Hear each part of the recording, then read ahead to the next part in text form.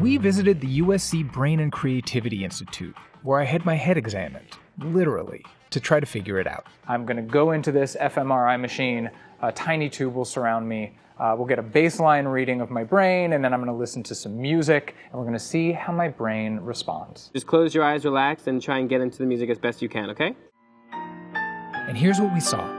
These are scans of my brain. The areas in red are where my activity is above average, in blue below average. And as you can see, there's red activity all over my brain, not just in one specific area.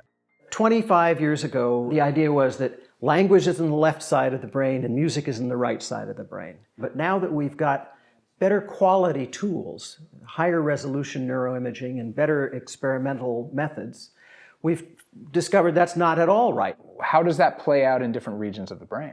When music enters and then gets shuttled off to different parts of the brain, it stops at specialized processing units in auditory cortex. They track loudness and pitch and rhythm and timbre and things like that. There's visual cortex activation when you're reading music as a musician or watching music. Motor cortex when you're tapping your feet, snapping your fingers, clapping your hands. The cerebellum, which mediates the emotional responses. The memory system in the hippocampus, hearing a familiar passage, finding it somewhere in your memory banks. Music is going on in both halves of the brain, the left and the right, the front and the back, the inside and the outside.